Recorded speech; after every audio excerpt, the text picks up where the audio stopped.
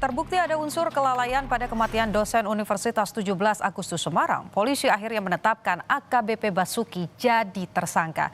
Dia dijerat dengan pasal berlapis dalam kasus kematian dosen di kamar.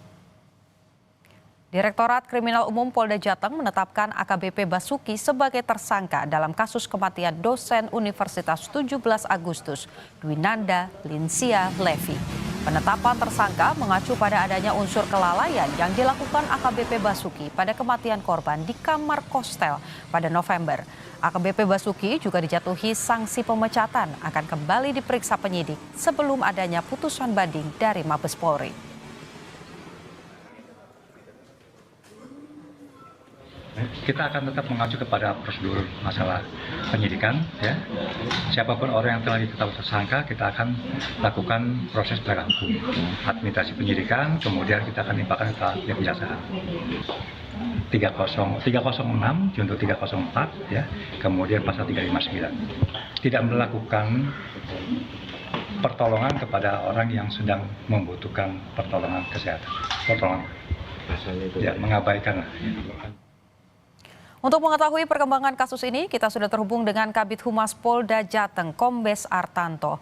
Selamat sore, Pak Artanto. Bagaimana penangkapan kasus AKBP Basuki usai ditetapkan sebagai tersangka? Dan kapan tepatnya akan dilakukan rekonstruksi? Halo? Halo? Silakan, Pak. Selamat sore.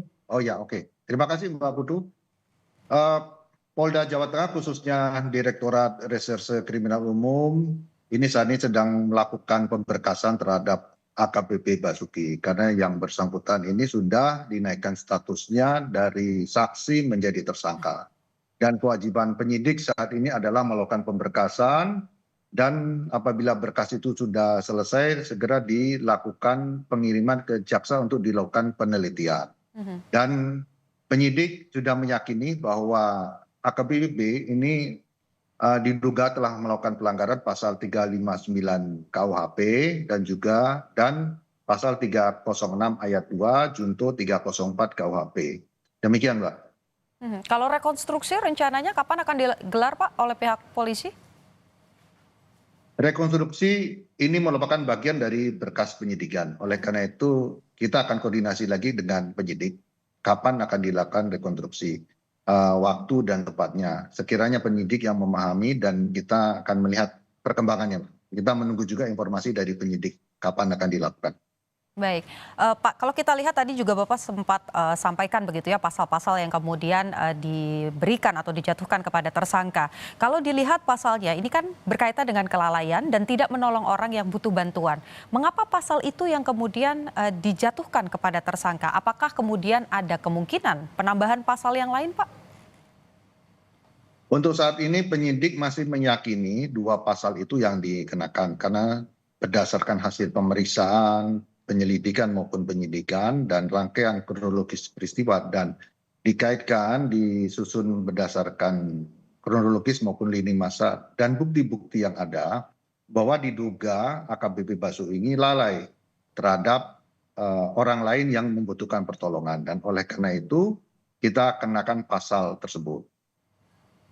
Lantas yang juga menjadi pertanyaan publik adalah berkaitan dengan hasil otopsi dari jenazah korban sendiri. Sudah bisa disampaikan kepada publik hasilnya apa, kemudian penyebab kematian korban ini apa sebetulnya? Kalau hasil otopsi secara teknis itu akan disampaikan penyidik dan juga didampingi oleh dokter forensik. Namun secara umum untuk masyarakat agar memahami bahwa penyebab kematian dari almarhumah adalah karena pecahnya pembuluh darah di jantung sehingga darahnya memenuhi kantong jantung sehingga tidak ada setelah darah itu memenuhi kantong jantung sehingga jantung tidak bisa memompa darah. Demikian. Oke, dari pantauan ataupun juga proses penyelidikan yang sudah dilakukan oleh polisi, tadi disampaikan ada pecah jantung. Apakah ini memang hanya karena sakit atau ada keterlibatan dari AKBP Basuki, Pak? Memang beberapa hari sebelum kejadian meninggalnya almarhumah, ini AKBP Basuki ini sudah membawa korban ini ke rumah sakit dan berobat. Dan pada malam itu almarhumah ini sebenarnya membutuhkan pertolongan untuk ditolong oleh pihak rumah sakit, namun AKBP ini tidak membawanya ke rumah sakit. Mungkin karena faktor lain atau mungkin karena AKBP sudah capek, akhirnya ketiduran dan sebagainya. Karena lalainya itu yang bersangkutan diduga telah melakukan pelanggaran tindak pidana. Demikian. Baik, sidang etik sudah dilakukan, penetapan tersangka juga sudah dilakukan. Kita tunggu proses selanjutnya. Terima kasih Kombes Artanto, Kabid Humas Polda Jawa Tengah. Saudara, 30 menit di Borgol membuktikan tidak ada kejahatan yang sempurna karena semua pasti akan terungkap pada akhirnya. Saya Putu Trisnanda, saudara. Tetap hati-hati dan sampai jumpa di Borgol edisi selanjutnya. Salam waspada.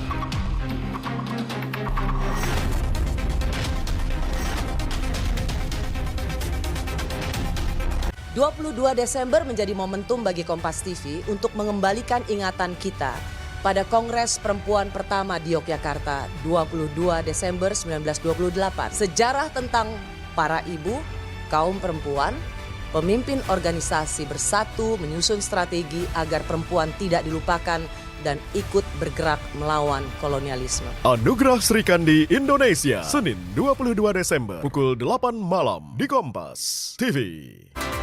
Sesaat lagi Anda akan menyaksikan Kompas Petang didukung oleh